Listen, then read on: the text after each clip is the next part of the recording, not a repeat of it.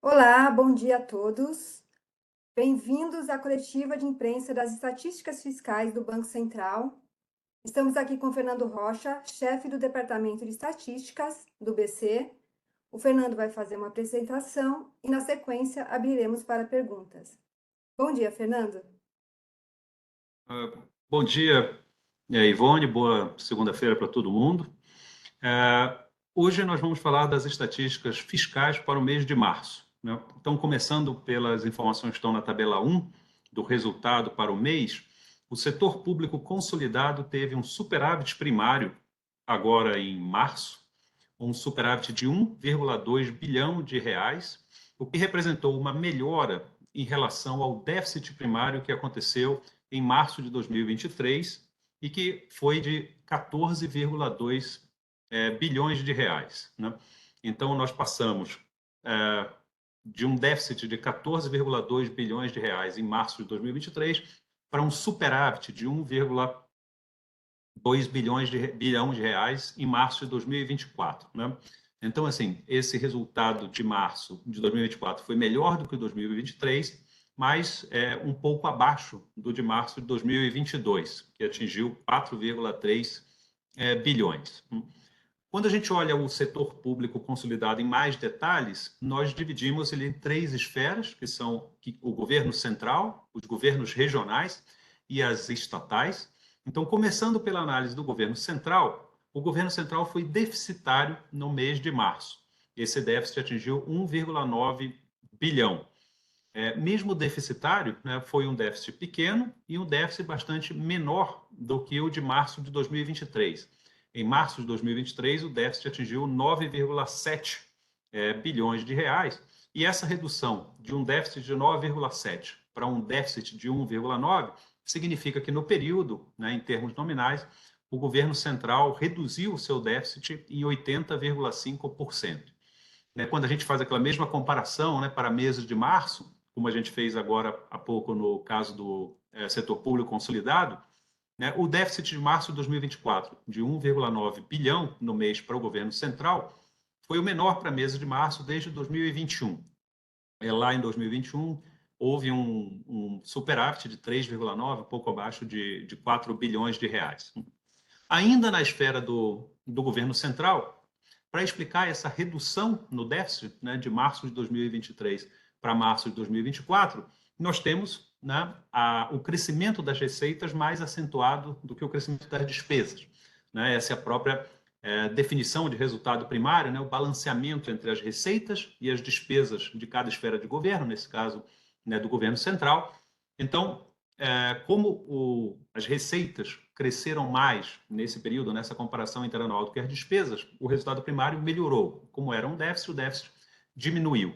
Então, no caso das receitas, nós tivemos um crescimento de 8,3% na passagem de março de 23 para março de 24, em termos reais, ou seja, já descontada a inflação, e essas informações sobre receitas e despesas são informações da Secretaria do Tesouro Nacional.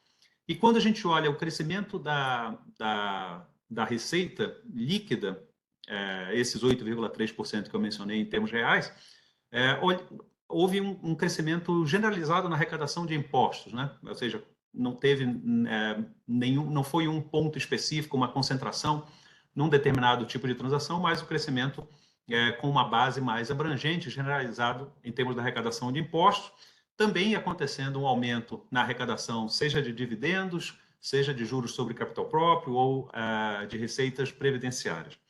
Enquanto isso, a despesa total do governo central cresceu 4,3% também em termos reais, ou seja, abaixo dos 8,3% das receitas, né? Com isso, a gente tem uma explicação para a redução, né, do déficit primário do governo central no período.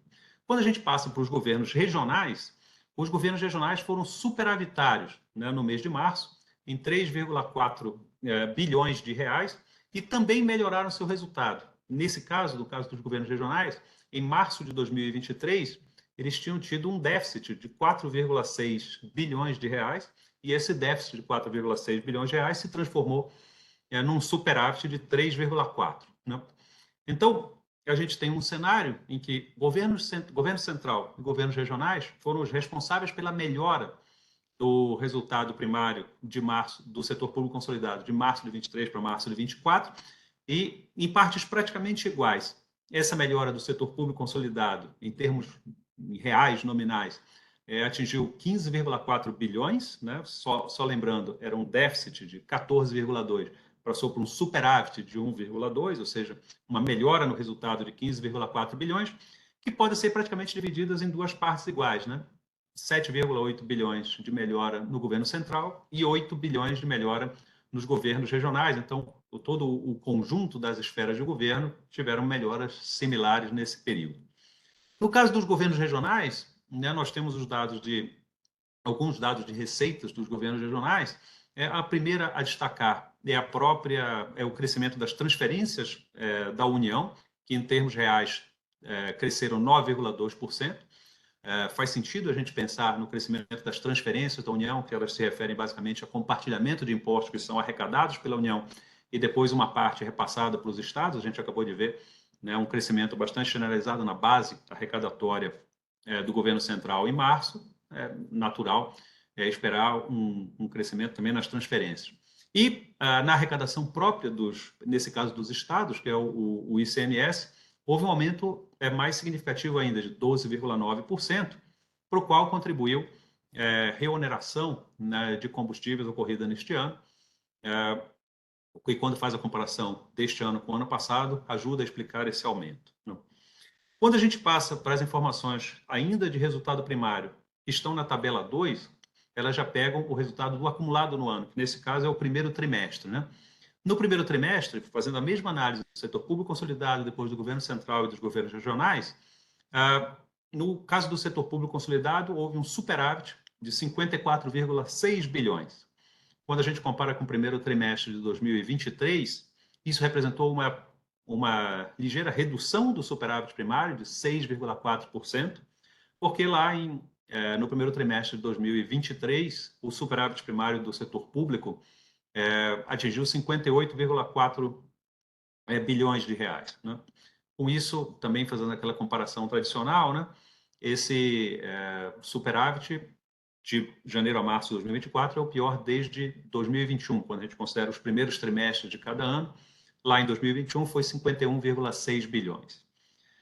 Olhando seus dois componentes principais, o governo central também foi superavitário no primeiro trimestre deste ano, em 21,6 bilhões, e também esse superávit de 21,6 representou uma redução, porque no primeiro trimestre de 2023 esse resultado havia sido de 30,5 bilhões de reais, uma redução um pouco abaixo de 30%, 29,2%, né?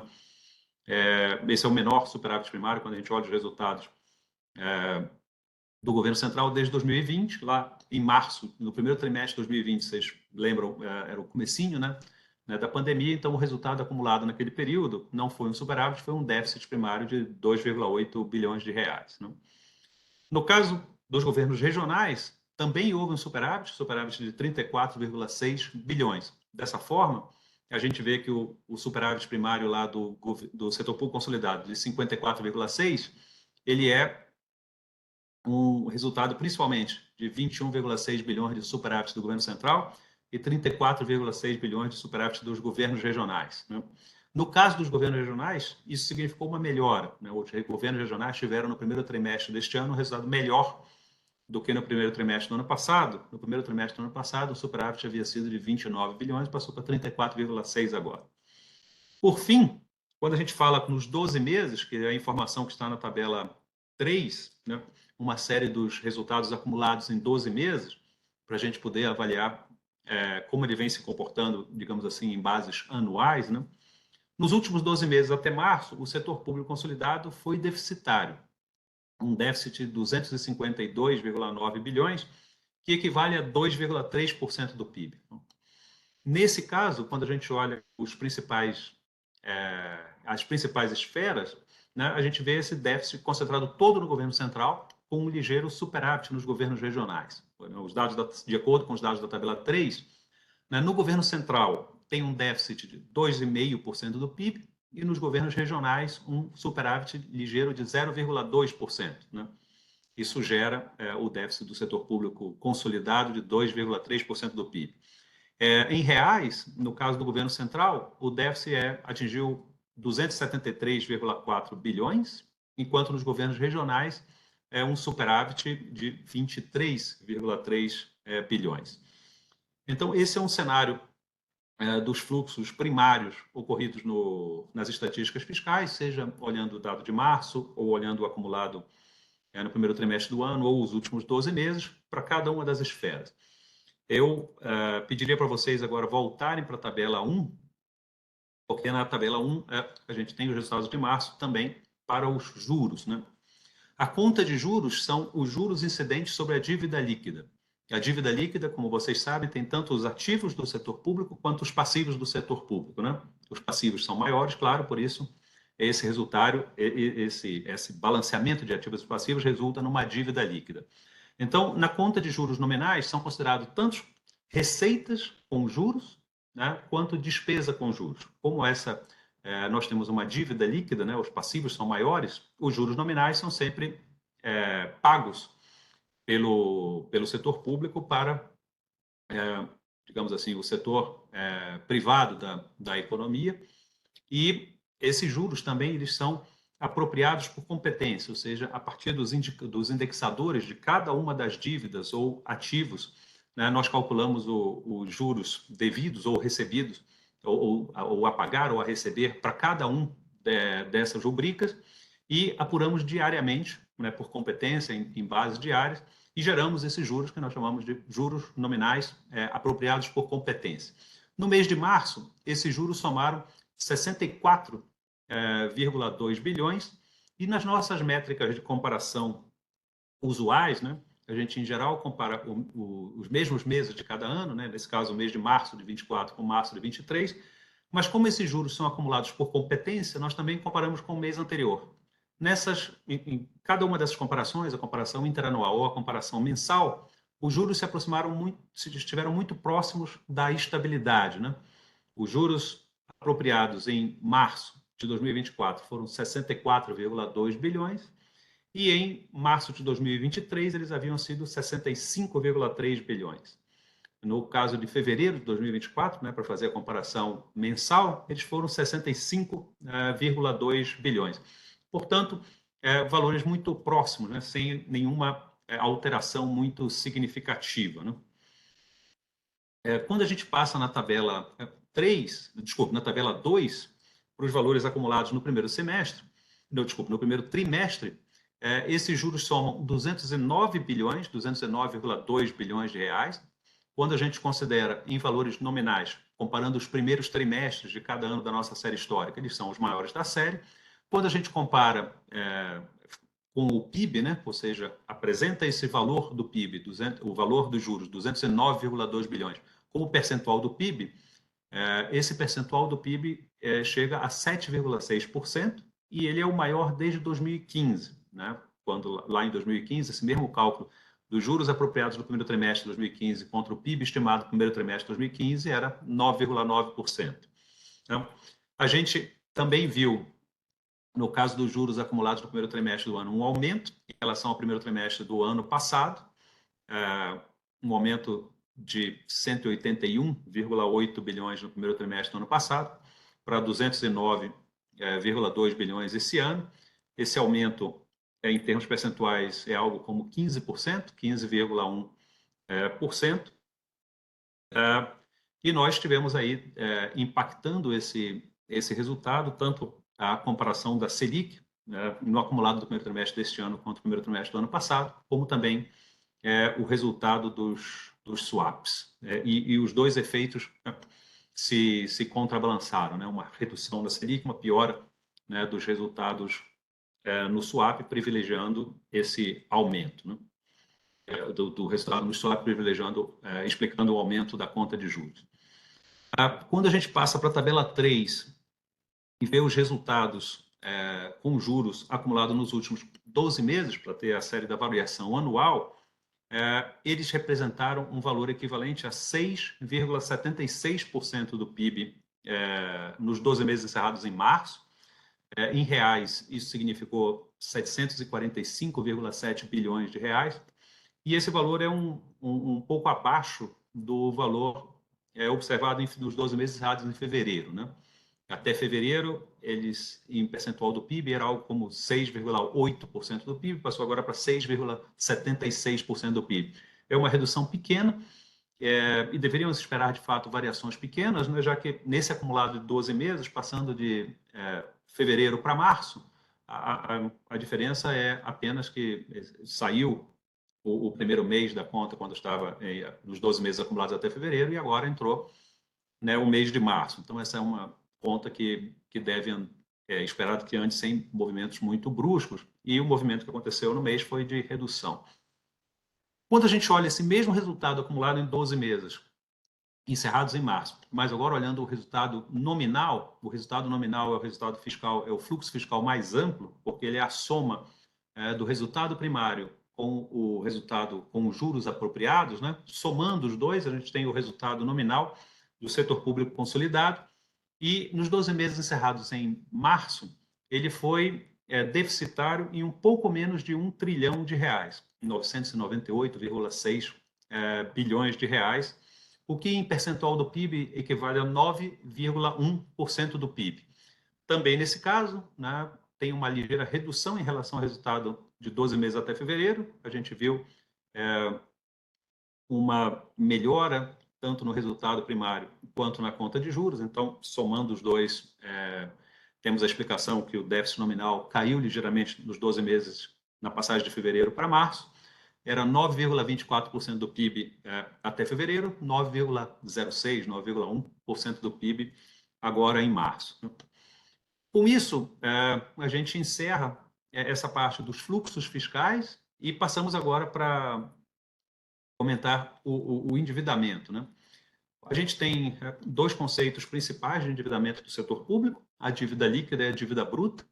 No caso, elas têm duas diferenças conceituais principais entre si. A primeira delas é que a dívida líquida ela é um conceito mais abrangente, porque, em primeiro lugar, ela considera todos os ativos financeiros de dívida e passivos financeiros de dívida do setor público. Então, ela, por um lado, ela tem ativos e passivos, né? Enquanto que a dívida bruta é um indicador um pouco menos abrangente, porque ela só considera os passivos, né? Por isso que uma é a dívida líquida, ativos menos passivos, e a outra é a dívida bruta, apenas os passivos. Mas elas também têm uma abrangência distinta. A dívida líquida é uma dívida líquida do setor público, então ela considera todos os entes públicos, ou seja, o governo central, os governos regionais e também as empresas estatais e também o Banco Central. No caso da dívida bruta, ela é uma dívida bruta do governo geral, considerando apenas os governos regionais e o governo central no seu escopo, né? Não incluindo nem Banco Central nem estatais. Dessa forma, né, a gente tem, digamos assim, a dívida líquida, um conceito mais abrangente, mas como ela considera os ativos, ela tem um nível menor. E a dívida bruta, algo mais restritivo, mas não, como não considera ativos, só considera os passivos, ela é mais elevada.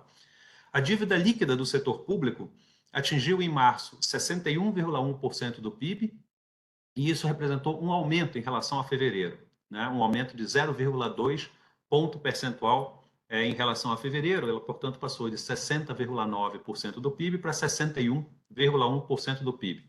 Esse valor, 61% do PIB, 61,1% do PIB, é o maior na série histórica da dívida líquida desde dezembro de 2020, quando esse valor era 61,4%.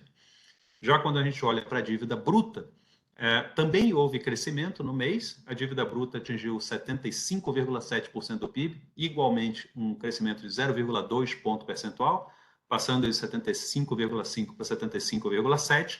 E, neste caso, ela se compara com a dívida bruta de abril de 2022, que era 76,3%, né? Esse 75,7% de março de 24 são os maiores desde abril de 22, quando a dívida bruta estava em 76,6%. Bom, com isso, acho que a gente complementa, né, os resultados fiscais, tanto dos fluxos quanto dos estoques. E aí eu devolvo a palavra para Ivone para ela organizar as perguntas que vocês possam ter. Muito obrigado. Muito obrigado, Fernando. Quem tiver alguma pergunta, eu peço, por favor, que a Cione aqui habilite a mãozinha e nós abriremos o microfone para vocês.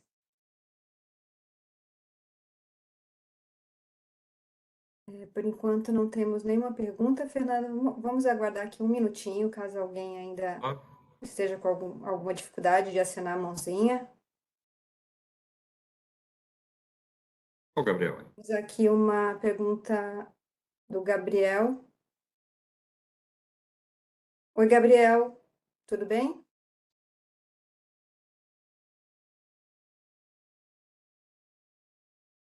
Gabriel, nos ouve? Estou ouvindo, vocês estão me ouvindo agora? Agora sim. Perfeito. Ah, beleza. Bom dia, gente. Gabriel Schnarrara do Valor. Fernando, eu queria que você faça um pouquinho da relação entre a crescimento da dívida bruta e dívida líquida, né, que também cresceu, com os resultados, o primário, nominal, que em comparação com o março do ano passado foram melhores, né? Mas as dívidas continuaram crescendo. Eu queria saber um pouquinho mais dessa relação. Obrigado.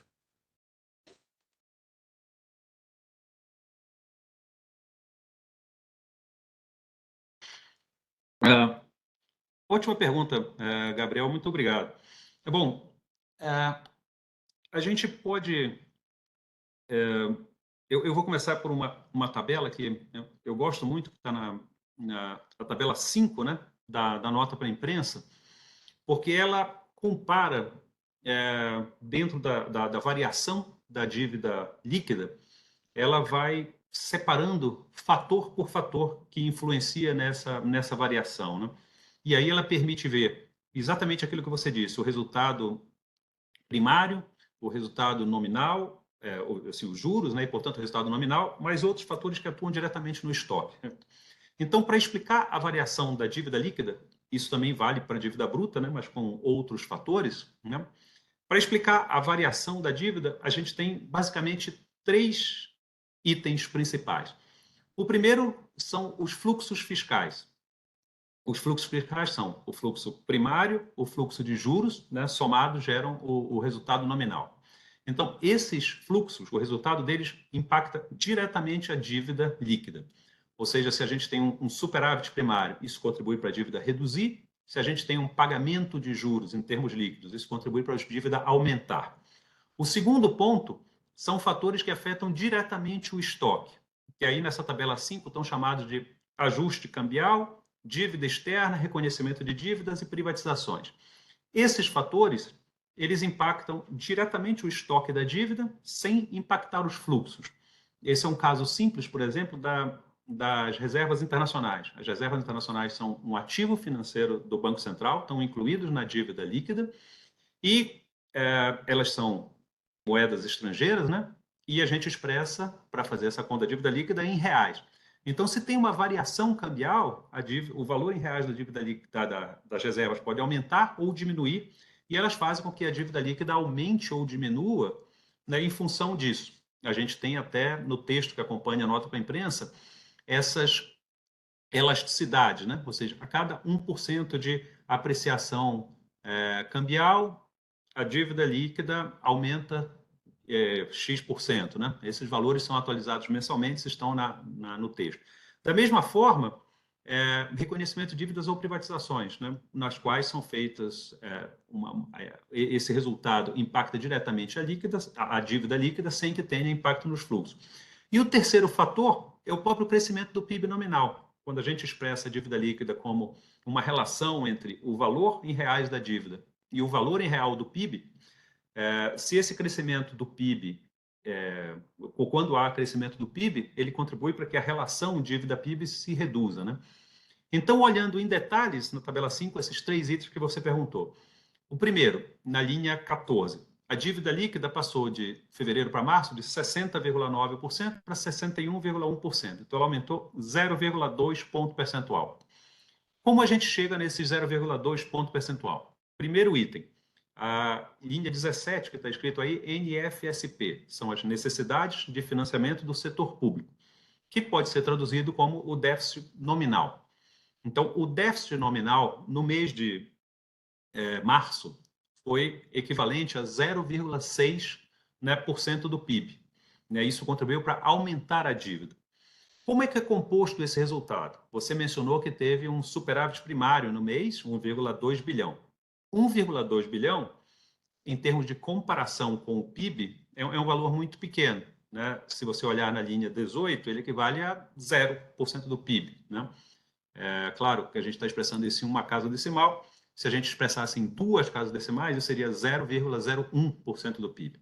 Então, esse foi o montante do superávit primário, 1,2 bilhão. O montante dos juros apropriados por competência foi de 64 bilhões, o que equivale exatamente a 0,6% do PIB. Então, quando a gente soma esses dois resultados, né, o 0,6% do PIB menos o 0,01, a gente tem o 0,6 ponto percentual do PIB da necessidade de financiamento. No caso do ajuste cambial, como a variação cambial foi muito pequena neste mês, a gente olha na linha 23, né, dívida externa, outros ajustes, um valor na faixa de 10 bilhões, o que dá 0,1%, né, por cento do PIB. Né, o ajuste cambial da linha 20 também foi 0,03%, valores muito pequenos, então não foram muito significativos nesse mês. Se a gente pegar meses que a taxa de câmbio variou mais, como foi o caso de janeiro, né, a gente pode ver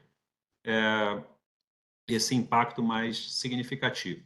E, por fim, na linha 27, o PIB está em trajetória de crescimento, né? Então, a gente teve um crescimento nominal do PIB no mês de janeiro, estimado em 0,2 ponto percentual. Né? Então, a gente teve o déficit nominal de 0,6 ponto percentual do PIB, contribuindo para a dívida crescer. Né? Na parte dos ajustes direto na dívida, isso foi basicamente zero, né? Para simplificar a nossa conta, 0,1. E a gente teve, na última linha, da linha 27, o efeito do crescimento do denominador, né, que é o crescimento do PIB nominal, de 0,2 ponto percentual. Então, fazendo essa conta, de somar mesmo, a gente chega no crescimento do PIB. Ou seja, quando a gente olha os dados do mês de janeiro, né, do mês de março, e isso é verdade também se a gente fizer essa mesma conta com os dados da tabela 6, que é o fluxo acumulado no ano, né? Nesse caso, o fluxo do primeiro trimestre, a gente vê que um superávit primário, ele, nesse período de tempo, né, seja no mês de março, seja no primeiro trimestre, ele não teve a magnitude suficiente para contrabalançar os demais fatores, né, juntamente com o crescimento do PIB, e a gente teve um aumento da dívida líquida.